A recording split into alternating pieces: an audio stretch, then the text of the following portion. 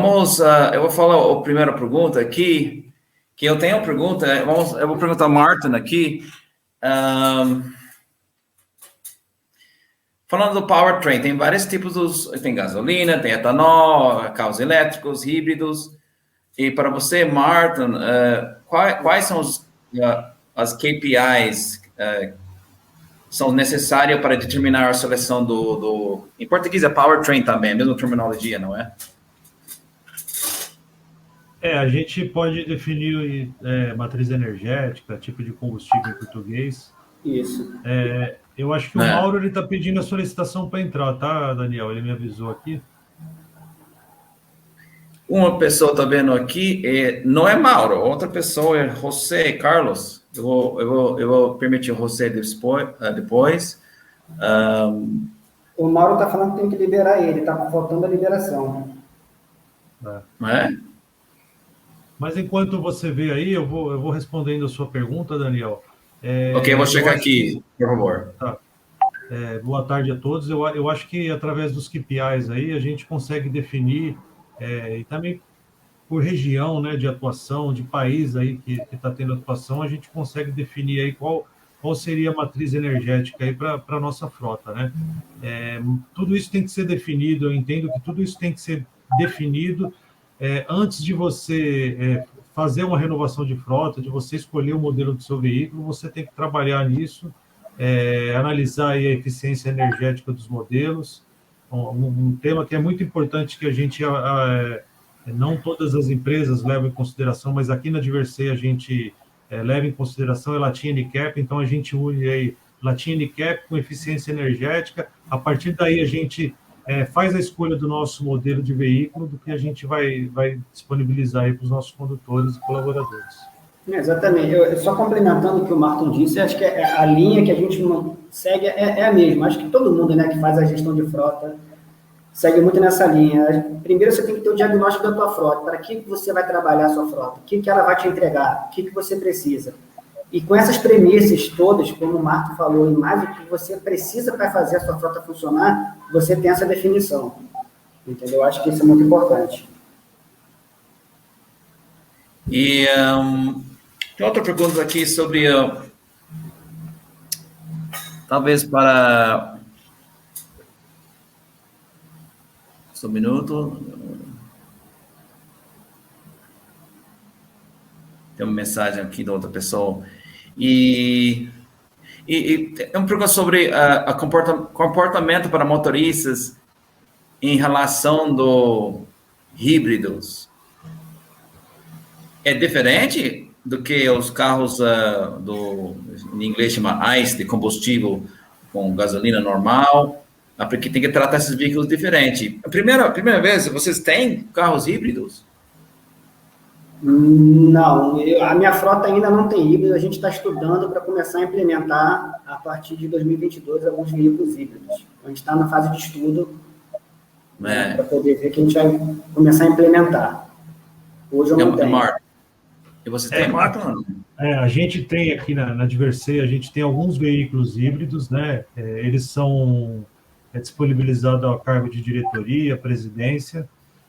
Um problema que a gente encontra aí na disponibilização desses veículos ainda é um pouco da falta de estrutura, né?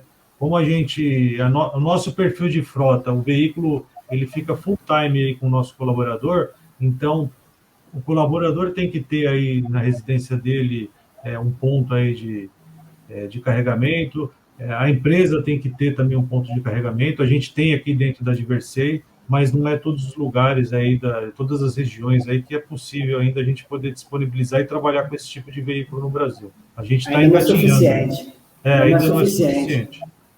Isso que é o grande empecilho do nosso estudo, é isso, né? A capilaridade de abastecimento, de possibilidades.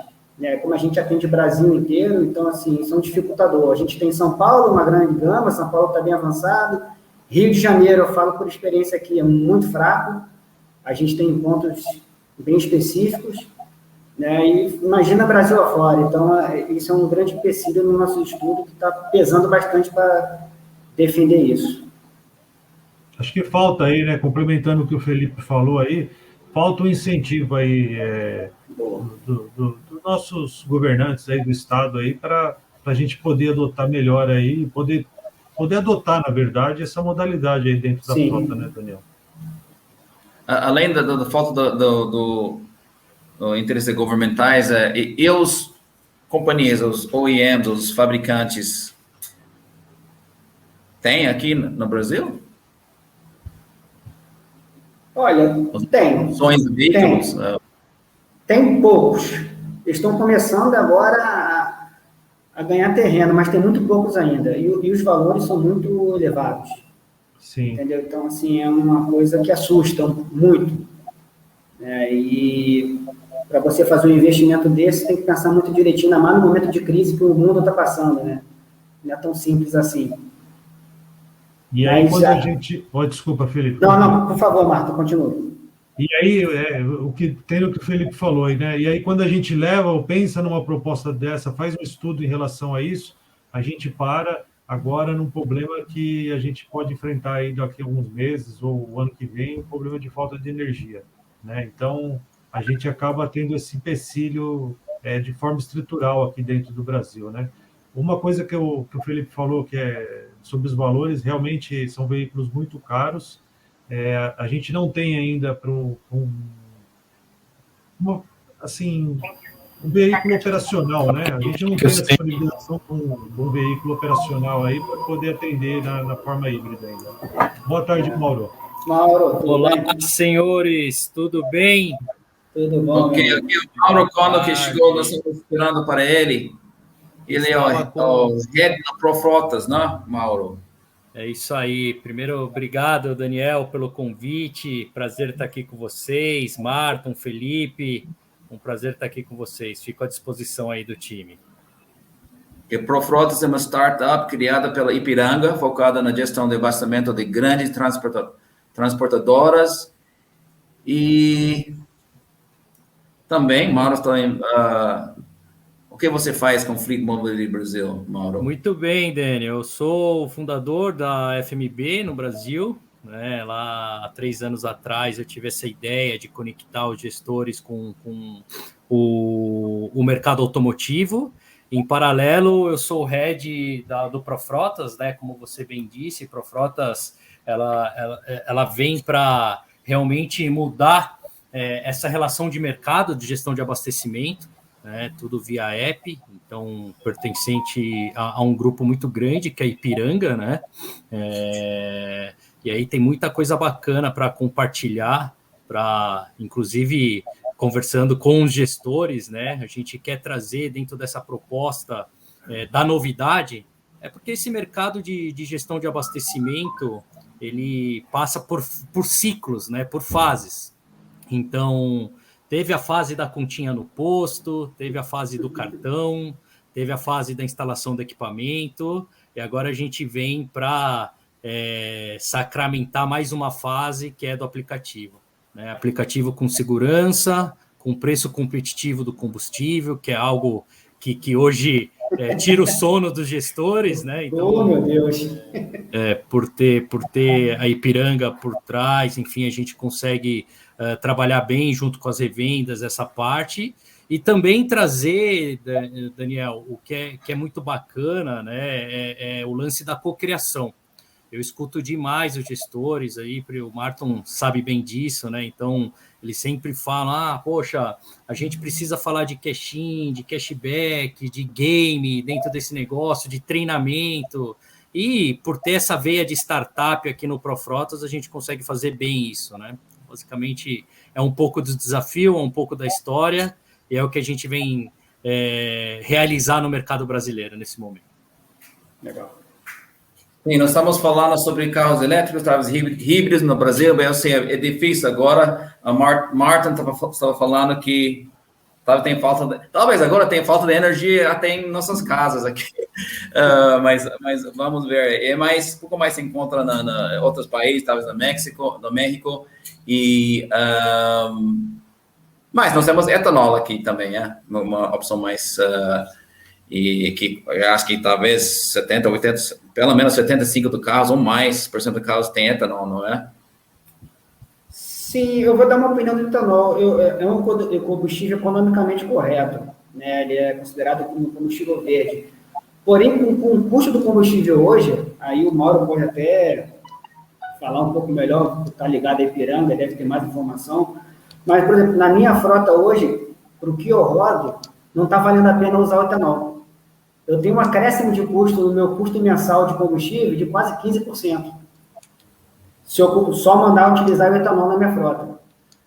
E isso eu falo no ano de uma conta de quase 1 milhão por ano a mais. Então, isso, nesse momento de economia complicada que o Brasil está e a empresa fica em cima, a gente começa a pensar, será que realmente o etanol é o melhor combustível? Como eu entendi, etanol mais ou menos 70% eficiente da autonomia do gasolina. Isso é correto ou não? Não sei, mais ou menos? Mauro, você pode responder essa informação? Cara, 70% de eficiência, eu acho que é difícil a gente cravar um percentual, porque depende muito do estilo de condução, né? Depende muito de região para região, enfim. Do clima, talvez. Exatamente. O que a gente vê, né? E aí eu trago um pouco do histórico, né? Das minhas outras experiências no mercado, é que cada gestor ele faz, né, um controle para ver qual que é a variável, qual que é a melhor variação para ter esse mix de combustível. Né? Então, uns olham por região, outros olham ali por perfil de condução, mas nesse ponto, acho que o Daniel abriu a discussão aqui falando, né, dessa questão de mix de combustível, né, versus a dificuldade ali do elétrico, né? Mas essa é uma pauta que eu venho provocando muito, né, estimulando muito os gestores a entrar comigo nesse negócio, viu, Daniel? Por quê? O que eu vejo hoje, tá? Eu vejo muitas empresas me procurando, e aí é aquilo que eu sempre falo, né, para vocês. Há ainda um discurso com a área de suprimentos, um discurso com o gestor de frota, e agora um discurso com a turma ali de ESG, enfim, que vem com essa pegada muito forte de transição da frota líquida para a frota elétrica. Só o que eu estou vendo aqui no Brasil, que é um ponto muito interessante, por isso que eu estou trazendo muitos gestores para essa conversa, é que as decisões estão sendo tomadas nas empresas muito pautada em qual que é o modelo de veículo e que tipo de carga, que tipo de carregador eu preciso ter para aquilo. Mas essa discussão é muito mais ampla e, principalmente, além de todo esse ciclo, né, que tipo de energia, enfim, qual que é o plano logístico, quem que eu vou utilizar para isso, trazer o gestor de frota para essa conversa. Que eu estou vendo que o gestor, por vezes, não está na mesma página que essa turma de segurança, a turma de SG, inovação e tudo mais, né? A minha grande preocupação, além de tudo isso que a gente já falou, né, como que o Brasil se comporta nessa fase de transição, é chegar nas decisões top-down. Então, a empresa X resolveu implementar uma frota elétrica, mas sem o apoio, o suporte do gestor de frota. E aí o gestor de frota tem lá tem todos os desafios da frota tradicional, manutenção, aquisição, desmobilização, pneus, multa, e ainda vai ter um projeto à parte que é fazer a gestão da elétrica. Então, o meu convite, e aí depois quem tiver interesse, a gente pode até aprofundar mais no estudo, tá? Legal. Como que a gente faz um negócio único para ajudar o dia a dia do gestor de frota aqui no Brasil, né? Como que eu trago para ele informações consolidadas dentro de uma mesma plataforma? Que isso é parte muito importante nesse processo de migração da frota líquida para o elétrico. Isso aí. Perfeito, Mauro. Eu acho que a gente tem que trabalhar junto. Eu acho que o gestor, o que o Mauro falou, está corretíssimo. Acho que o gestor tem que trabalhar junto desde o começo. Sim. E nós, como gestores, tem que ter essa mentalidade, né, de começar a dar esse passo em diante. E não só isso, eu acho que a gente tem que fazer esse link aí também com as montadoras, porque a frota corporativa no Brasil aí, a gente sabe que tem milhares de carros, entendeu? Então a gente tem um poder grande aí dentro desse mercado aí para poder fazer valer essas mudanças. Eu acho que falta um pouco dessa interação aí. Algumas empresas, algumas montadoras aí, eu até já fiz algum projeto aí com alguma montadora em relação a outras coisas. Elas estão começando agora a olhar para esse mundo aí da frota corporativa com um olhar diferente, né? Eu acho que está faltando ainda esses canais aí que nem a gente tem a Fleet Latam, envolver mais as montadoras também aí nesse mercado e nessas ações que ocorrem aí atualmente. Perfeito. E para os diferentes métodos para a gestão de combustíveis, tem cartões para empresas, acho que Mauro já trabalha com isso, ou talvez telemetria, e talvez, eu não sei se a Martin e Felipe estão usando isso. Vocês podem falar um pouquinho sobre os métodos possíveis para ajudar com gestão de frotas? Eu posso começar aqui, se vocês quiserem, né? Até fica à vontade, Mauro. Eu tive passagem, enfim, tive a oportunidade de estruturar um business, né, de gestão de abastecimento, tive passagem para uma grande e agora com desafio. Então, assim, acho que em linhas gerais, né, ter uma solução de abastecimento ajuda muito o gestor, né, desde que ele esteja muito próximo do fornecedor o qual ele escolheu, no sentido de ter integrações sistêmicas, ter muito mais que os dados, o plano, né, que é outro ponto que eu falo muito, porque se não tiver essa interação, Daniel, acaba ficando muito mais como um meio de pagamento do que algo para reduzir custo, para ter o controle, para fazer a gestão do abastecimento, né? Então, hoje, em linhas gerais, né, o mercado ele já está bem atendido com plataformas que oferecem parametrização, né? Então, eu vou colocar lá intervalo entre abastecimento, eu vou colocar lá que tipo de combustível que ele pode abastecer, enfim, mas esse mercado também evolui muito rápido, né?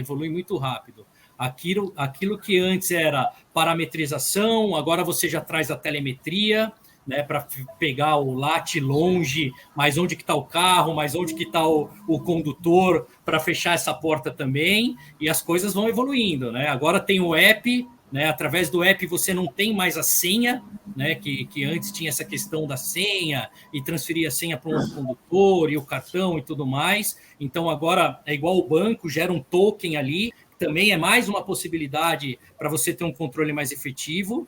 Mas, em linhas gerais, acho que aí o Martin e Felipão podem complementar.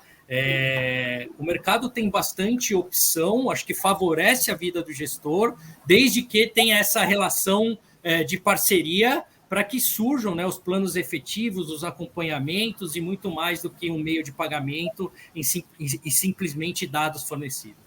Eu acho que você falou tudo, Mauro, exatamente. Até uns anos atrás, o cartão era só um meio de pagamento, né? Você liberava para o seu condutor e no posto pagar. Só que para nós, gestores, a gente precisa de muito mais informação. A gente faz uma gestão com esses dados, a gente precisa dessas informações para tomar decisões, traçar um plano, entender melhor nossos condutores, facilitar para eles a vida no dia a dia, que eles estão lá na ponta. Então, como você falou, essa parte do aplicativo é mais uma evolução muito interessante, que vai facilitar muito o dia a dia do condutor lá na ponta, que a gente vai ganhar tempo, né? A parte de custo, localização, então você tem várias informações. Então, assim, esse meio está evoluindo e é notório isso. Dos últimos 5, 10 anos para cá foi uma evolução grandiosa. Né? O Mauro sabe disso, ele estava numa outra empresa e desenvolveu bastante, né? Sou até cliente da empresa, então assim, eu acompanhei bastante essa evolução, foi um trabalho muito legal, entendeu? Facilitou muito a nossa vida e vem evoluindo. Acho que essa parte é muito importante, né? A integração de todas essas plataformas para nos trazer informação e dados para uma gestão mais eficiente. É isso aí, eu acho que não só para evitar fraude, né? mas Sim. eu percebo ainda do que o Mauro falou, que a gente tem muitos gestores de frota ainda que usam o cartão de abastecimento só como meio de pagamento, mas essas plataformas, esses grandes players aí que a gente tem no mercado, eles produzem muitos dados, você consegue fazer diversas análises ali, então você vai usar aquilo ali até para a renovação da sua frota, o modelo escolhido, muitos dados. Para vocês terem uma ideia, eu reporto globalmente até a emissão de CO2 aqui no Brasil. A gente falou um pouco antes aí em referência em etanol, em gasolina. A gente estuda isso até quando até levando em consideração o preço, mas a gente também tem que entregar uma meta de CO2, então a gente às vezes acaba gastando mais ou optando por um combustível, porque a gente tem que também bater aquela meta. Então, e essas plataformas aí, esses players que a gente tem no mercado, entrega tudo isso. Então, tem muita coisa boa aí dentro dessa ferramenta e basta a pessoa saber usar esses dados aí para fazer uma gestão. E esses dados servem até para, na hora da decisão, como o Marco falou, a gente fazer a escolha do carro. Né? Só vem complementar para a gente definir qual vai ser o tipo, o modelo do carro que vai atender a nossa frota. Né? Então, isso é muito importante, a gente ter essa informação no momento final de escolha. A gente estava falando aqui, né, a questão do custo do combustível, o que vale mais, etanol, gasolina, e também falamos ali da gestão do abastecimento. Um grande ponto que, enquanto eu não traduzir isso em produto, serviço, eu não sossego, e o que eu escutei muito dos gestores, assim, hoje a gente tem muita informação da máquina, do veículo. Né? Então, você tem telemetria, tem lá a questão da multa, tem os parâmetros, tudo mais. Tem pouca informação do perfil do condutor. Então, assim, como que dirige fulano, como que dirige ciclano, você vai pegar o pós na telemetria. Né? Então, teve uma aceleração brusca, teve uma freada brusca. O que eu estou querendo trazer agora para o mercado é a junção disso. Dados da máquina e dados do condutor. E traduzindo isso em gamificação. Ou seja, atendendo o pedido dos gestores para ter algo ativo e não reativo. Né? Então, assim, eu vou brincando com game e neste game ele vai passando por jornadas, ele vai passando por treinamentos, ele vai passando por pílulas de conhecimento até dar um indicador final cruzando com as informações que ele tem do veículo. Aí sim a gente vai chegar num patamar legal e, poxa, quando mais vocês puderem dar esses insights, manda para cá que a gente vai fazer de tudo para transformar Mauro, isso é uma ideia perfeita aí, a gamificação, porque assim, hoje a gente tem aqui dentro da diversidade, a gente tem um ranking de condutores, mas que a gente faz na unha. A gente junta esses dados aí de plataforma de combustível com telemetria e faz na unha. E é aquilo que o Mauro falou. É reativo, já aconteceu. A gente trabalha, recicla o condutor, com passado, a gente trabalha com o passado. A gente trabalha com o passado, mas assim a gente pode trabalhar de uma maneira online, né? Está acontecendo e o próprio condutor, ainda mais se tiver um aplicativo que ele consegue ali dentro daquele grupo da empresa, tá ali na hora online sabendo, e é muito bacana. E assim, a gente trabalha aqui também tanto com reciclagem dos condutores que não vão bem, mas também a gente trabalha com premiação. Né? Isso eu acho muito bacana, porque quando você premia os melhores dentro da empresa, você automaticamente estimula os demais a estarem ali também, entendeu? Então, é muito importante que você tenha isso dentro da empresa e se você tiver a liderança do seu lado ainda, então é mais fácil ainda, é melhor ainda. Quem não quer receber uma ligação de um CEO dando os parabéns porque você foi um simples melhor condutor durante o mês, dentro das inúmeras atividades que você tem que fazer, né? Então, quando a liderança compra essa ideia que a gente, como gestor, tem que vender, isso é muito bacana. Perfeito. Muito bom. Eu vi alguns comentários aqui, tem a Tânia Mijas, é uma gestora da frota da Hoffmann Roche, a Genentech, e também o consultor, o Walter Kirsch, falei seu nome correto, Walter? Kirchner, consultor também, falando sobre esse assunto do etanol, compressão de etanol e gasolina. Obrigado pelo seu... O Daniel, o Walter fez um comentário interessante aí, que ele fez um estudo aí já com uma frota de uma empresa, e a equivalência não foi de 70%, foi de 75%. quando a gente vai fazer uma compra de um carro aqui, a gente avalia eficiência energética. A gente tem, assim, tem um Inmetro lá que você entra no site do Inmetro, tem eficiência energética de todos os veículos. Só que às vezes você vai ali no seu player ali e pede para ele um relatório, ali tem na prática, entendeu? E ali você consegue subdividir por regiões e aí você consegue, às vezes, denominar qual veículo melhor para determinada região do Brasil, né? Porque a gente é um país continental. Então, tem ferramenta para você fazer todos esses estudos, entendeu? É isso aí. Então, é bom para pessoas que talvez estrangeiros aqui, gringos aqui, para saber que em Brasil, que é mais ou menos, eu não lembro, acho que 20% da gasolina em Brasil normal é mais ou menos 20% etanol. Então, não é tão, como fala, octanol, não é tão forte igual nos Estados Unidos, onde eu cresci. E mais ou menos, eu não lembro exatamente a porcentagem, mas tem uma misto, né? A gente tem aqui... Oi, Daniel, a gente tem aqui no Brasil, se a gente considerar, às vezes, o uso do etanol, a gente vai ver que às vezes, o carro entrega mais potência para você, né? Você aumenta ali, às vezes, alguns cavalos ali de potência com o uso do etanol, né? Além de ser um combustível verde. Isso. E o do telemetria, você tem uma ferramenta específica para ajuda com o seu gestor de gasolina, ou você usa essa coisa mais para outras coisas, telemetria? Felipe, quer comentar? Eu não entro. A telemetria, o Mauro já até apontou isso um pouco atrás, a telemetria ela ajuda bastante, até na parte da gestão do combustível, porque você consegue fazer algumas restrições, consegue fazer alguns acompanhamentos que ela não dá posicionamento do carro, então você começa a evitar fraudes, algumas coisas, entendeu? Então você consegue utilizar a telemetria nessa informação hoje do combustível, fora outras atividades que você consegue vincular junto com o abastecimento, como a pessoa está conduzindo, que é a ideia que o Mauro está fazendo, né? Trazer essa informação online, né? A gente tem hoje o passado, mas ele quer mostrar para a gente o real que está acontecendo, né? Acho que a junção da telemetria com a base de abastecimento, com a gestão de abastecimento é muito importante. Hoje é importante para qualquer frota. Nessa linha, Daniel, só para complementar aqui o ponto do Felipe, o que eu vejo que é oportunidade, né? Eu vejo que ainda aqui no Brasil a gente trata os projetos de forma muito isolada. Então, eu vou lá, trato a telemetria. Aí vem um cara lá, aborda o Felipe e vai falar, puta, telemetria é a melhor coisa do mundo, e você vai ter XYZ, bababá, bababá. Aí vai lá o Marton e tem um outro projeto que vai falar do abastecimento. Aí vai grudar um cara nele e falar, abastecimento é bom por causa disso, daquilo. Mas, cara, dificilmente tem um que senta contigo e fala assim, cara, eu vou juntar telemetria, eu vou juntar abastecimento, eu vou juntar locação, eu vou juntar frota própria, eu vou juntar todos os dados que você tiver, eu vou te dar um plano para dizer aonde você pode ir no curto, médio e longo prazo e o que você pode alcançar de resultado. E, principalmente, como que a gente pode fazer isso junto. Acho que essa é uma boa oportunidade que a gente tem aqui no mercado.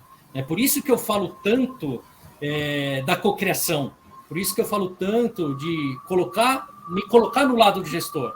Né? Porque se a gente fala em otimizar tempo, deixar... aí eu já vi várias lives, né, webinars falando, não, que o gestor precisa sair do operacional, mas se transformar num cara estratégico. Como que ele vai fazer isso se os próprios fornecedores não dão oportunidade ou informação, dado consolidado, para ele virar essa chave?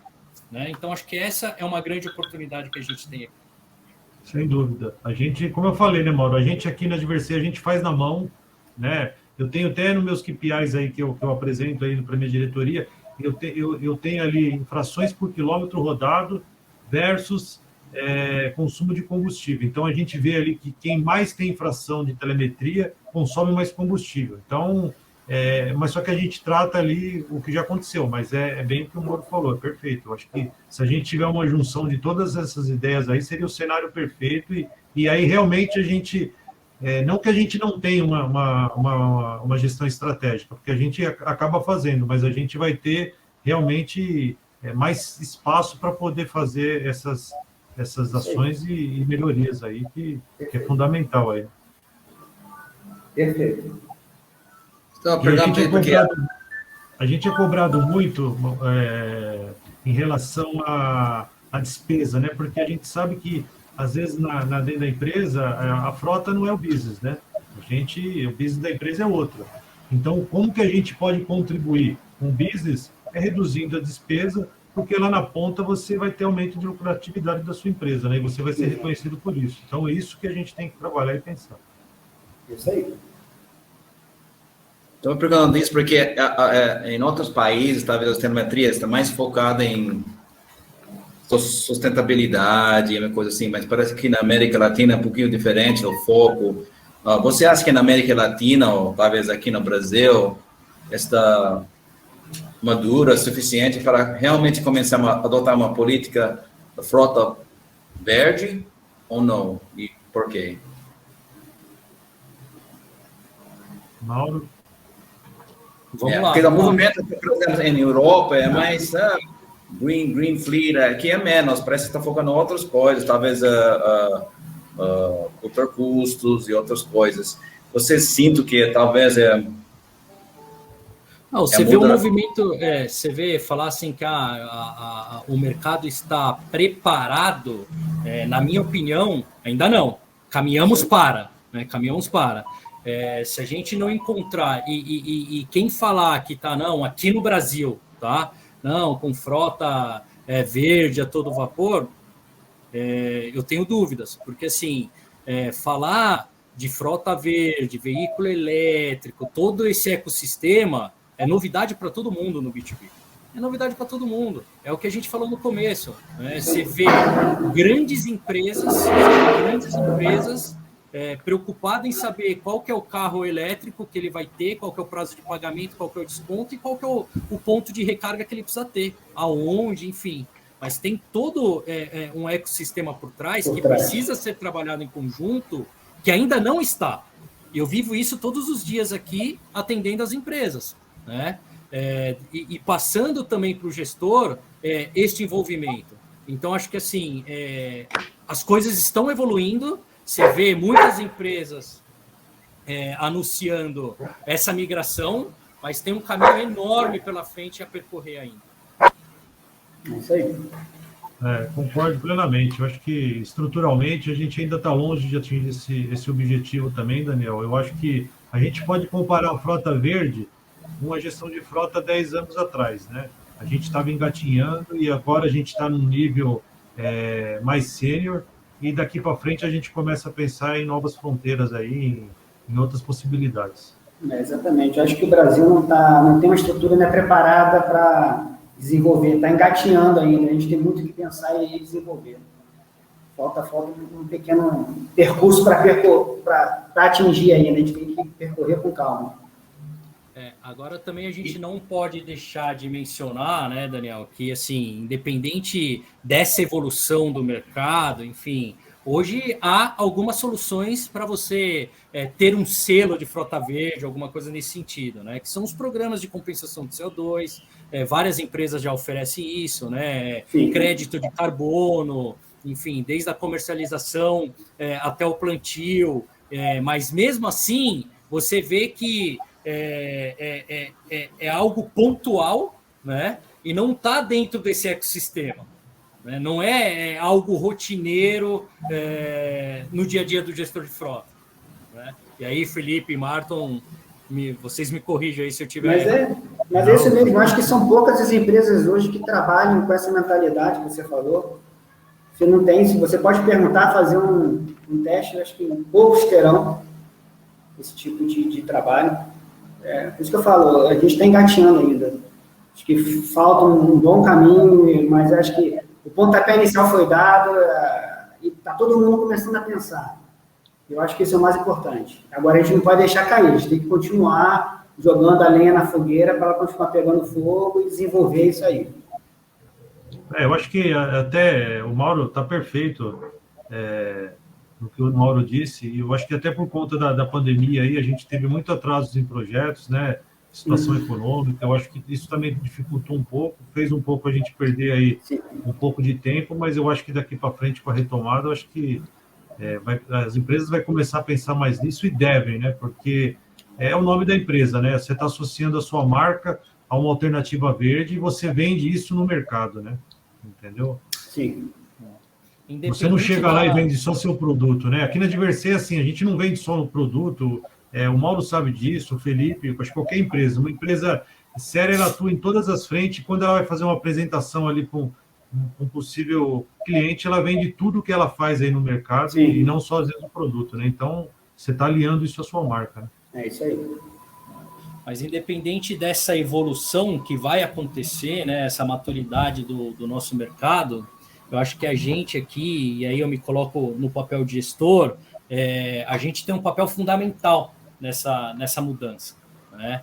Eu acho que o importante é o pontapé inicial. Se você ou sua empresa ainda não está preparado para falar com muita propriedade de frota verde, começa com o básico, né? Começa ali com mix de combustível, começa com um curso de direção eficiente, que ele vai dirigir melhor, vai gastar menos combustível e emitir menos poluentes. Depois olha ali os programas, né, de compensação de CO2, e depois aí já tem o algo maior, que é a estrutura desse projeto de migração do líquido para o elétrico, que é algo bem complexo e vai ter espaço e pauta para todo mundo aí, para a gente caminhar para esse sentido. Verdade. E parece que vocês têm, não é só vocês, eu também, todo mundo tem a preocupação sobre a instalação de carregamento para carros elétricos. Não tem lugares para recarregar seu carro. Vocês, talvez no Diversey ou talvez no Servier, tem planos para construir seu próprio rede de instalação de carregamento? Ou vocês sabem outra companhia está fazendo isso? Ou você acha que não é sua responsabilidade? O que você acha disso? Não, eu vou falar, porque isso entrou em pauta na semana passada aqui na empresa. A gente começou a conversar. Como o Mauro falou, a gente tem que dar o pontapé inicial. E eu comecei a apresentar algumas informações para a diretoria, pedir um pouco mais de espaço para a gente estar trabalhando isso, na eletrificação dos carros. A gente tem uma estrutura muito boa na empresa, é possível, então a gente já começou a conversar com alguns players do mercado para ver a possibilidade de implantar alguma coisa na empresa, começar a fazer teste com alguns carros ou outros, principalmente carros que ficam ali dentro da nossa empresa, mais próximos, que a gente não vai ter um risco muito grande, a gente começar a pensar, a evoluir. Então, assim, isso é uma pauta que nós colocamos, iniciamos algumas conversas, está muito embrionário, mas eu acredito que vai ser possível, sim, em médio prazo, a gente está trabalhando lá na empresa algo nesse sentido. Daniel, aqui na Diversey a gente já tem um ponto de abastecimento aqui dentro do nosso site, só que quando a gente foi, na verdade a gente tem poucos veículos, só que quando a gente foi fazer essa contratação desse modelo de veículo, a gente foi fazer um estudo lá para poder instalar esse ponto de abastecimento e a gente percebeu um problema. Existem diferentes tipos de carregadores. Então, às vezes, o que serve para uma montadora não serve para outra.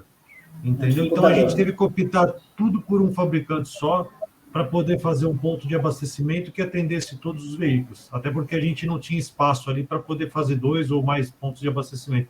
Então, isso também é um dificultador. É um dificultador. Perfeito. É isso mesmo.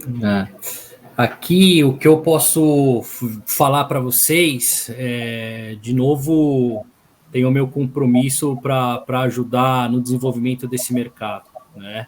E a Ipiranga ela tem um projeto muito grande desde 2016, né, de carga elétrica, enfim, usando a rede, que ainda não foi lançado, então eu posso abrir home office é isso, né? Não posso abrir muitos detalhes, mas o que eu posso abrir é que a gente vai prestar essa consultoria para os gestores, tá? Porque é isso aí que a gente compra, tá?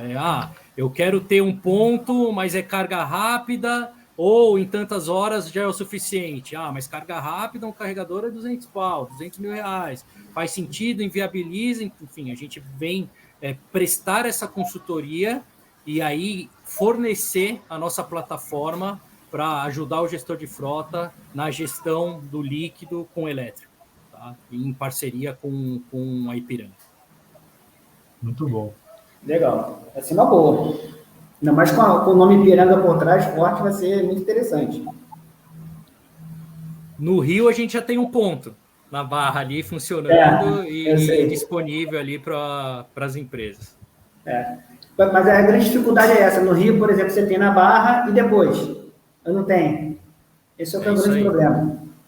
É isso aí. E é nessa consultoria que a gente quer entrar para ver esse plano logístico e ver toda a parte de infra, enfim. Mas é algo bem complexo que dava para a gente ficar falando a tarde inteira aqui sobre. Vamos até amanhã se deixar. Eu acho que assim, Mauro, como você falou que a gente tem que começar lá de baixo, né? Um pouco antes, né? Pensando em outras coisas antes de partir para isso, mas eu acho que também que nessa questão a gente também tem que começar pequenininho, regiões centrais, grandes centros, e aí você vai expandindo. Eu acho que vai ser essa a tendência que vai acontecer, você vai expandindo e quem sabe um dia a gente cobre aí bastante... Todo o território. Todo o território, uma grande parte dele, né? Porque o Brasil é um país continental, é muito difícil. Quando a gente fala em todo o território, você imagina lá o fundão do Amazonas, você fala, como é que eu vou cobrir lá, né? Quem que vai comprar um veículo desse lá? Então, a gente tem que trabalhar onde tem, nos grandes centros, e utilizar essa possibilidade. Essa é a ideia. E os incentivos governamentais, tem alguns específicos que podem ajudar quando falando sobre os carros elétricos, que nos Estados Unidos tem algumas, acho que tem dá uns $7 mil se você comprar um carro assim, mais ou menos 7 vezes 5, 35 mil reais, ajuda. Mas eu não sei, se tem uma coisa em específico do governo que você quer falar, que precisa? Eu acho que o Mauro deve ter bastante propriedade para falar isso, viu? Pauta pública é sempre muito complexa da gente trazer para os fóruns, então eu vou dar minha opinião particular, tá? Como pessoa que está envolvido nesse mercado, nesse segmento.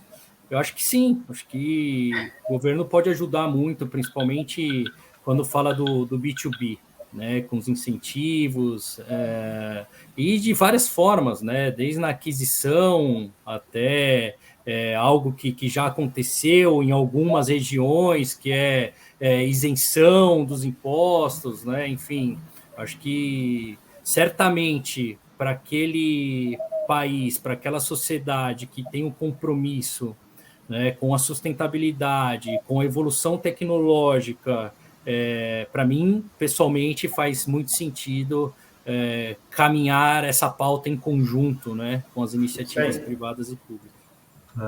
Eu acho que um ponto que pega muito também é em relação ao custo do veículo, né? Aqui no Brasil, um veículo elétrico é o mais simples que a gente tem, eu não vou falar montadora, mas é 160 mil. Nos Estados Unidos, já ali por volta de 120 mil, e na China a gente tem carro de 23 mil elétrico. Então, aí a gente vê que a gente não tem incentivo aqui, a gente tem algumas ações muito pequenas. Aqui em São Paulo mesmo, o prefeito sancionou uma lei que dá um retorno de PVA em questão para quem tem veículo elétrico, híbrido, enfim. Mas ainda é muito pouco para a gente crescer e incentivar esse mercado, eu acho. Eu acho que é muito pouco ainda que eles estão fazendo para incentivar a aquisição do próprio veículo elétrico. É difícil. É difícil. Como você falou, o carro mais simples possível, você pagar 160 mil, cara, se torna praticamente inviável hoje, em qualquer negócio. E a gente, assim, está brigando com a indústria do petróleo também. Por outro lado, tem aí, né, o interesse. Duas grandes forças aí, né, setor elétrico com petrolíferas, que vão brigar ali dentro dos seus interesses, né? Então, acho que varia muito de país para país e qual ação o país quer tomar ali, né? Eu estou pensando, talvez, tem que dirigir 250 km por dia para compensa, mas eu não sei se você tem uma vou calcular, mas talvez depende de várias coisas, ou não concorda, não sei, mas talvez, esse é mais ou menos 6 mil por mês, mas eu sei, da começa é bem caro do carro, né? Para dizer, no custo de energia elétrica está proibido. Walter tá falando muita coisa, mas não tem uma pergunta aqui. O Mauro, ele pôs aqui, o Walter, né? Ele pôs aqui governo e pôs um riso aqui, né? Eu entendi já. O Felipe estava rindo aqui. Falou que o governo é difícil, né? Mas, gente, é complicado. Eu acho que, assim, a gente tem que ter uma ação de conjunto como país, não como governo. Entendeu? É como país. É o país. O que o país quer da sua matriz energética? O que o país quer entregar de mudança para o mundo? Eu acho que tem que ser isso. Entendeu? Isso aí, não passa por governante nenhum. Entendeu? Acho que tem que ser isso que o país quer entregar. Não tem tempo está acabando aqui. Vai ter outras coisas. Tá terminando a conferência quase. Mas antes de eu sair, eu quero falar obrigado para Felipe, Mauro e também Martin. E espero que um dia próximo o Fleet Latam Conference seja ao vivo, face to face. Espero que sim. Eu acho que sim, ano que vem, né? Tá quase acabando essa Covid, né? E também, obrigado para todas as outras pessoas. Tem uns 20 pessoas aqui, acho que eu não sei quantas pessoas. E depois a gente fala um pouco mais. Ok? Perfeito. Muito bom, eu que agradeço, Daniel, meus amigos aqui, Marta, Felipe, bom revê-los, espero também, assim como o Daniel, em breve, pessoalmente, e fico à disposição de vocês, da Fleet Latam, enfim, no que eu puder contribuir, sempre à disposição. Aos participantes também, obrigado pela disponibilidade e também fico à disposição de todos, tá bom? É verdade. Obrigado pela oportunidade, Daniel. Obrigado pelo bate-papo, Marco, Mauro, é sempre muito produtivo. Obrigado a todo mundo e eu estou à disposição. Sempre que precisar, pode contar com a gente aí, que a gente está à disposição de vocês. É isso aí. Eu também, primeiramente, eu agradeço a oportunidade aí para a Fleet Latam.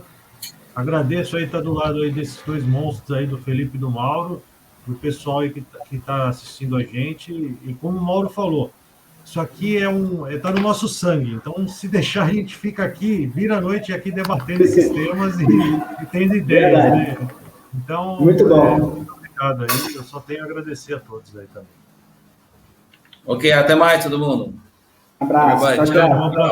Tchau.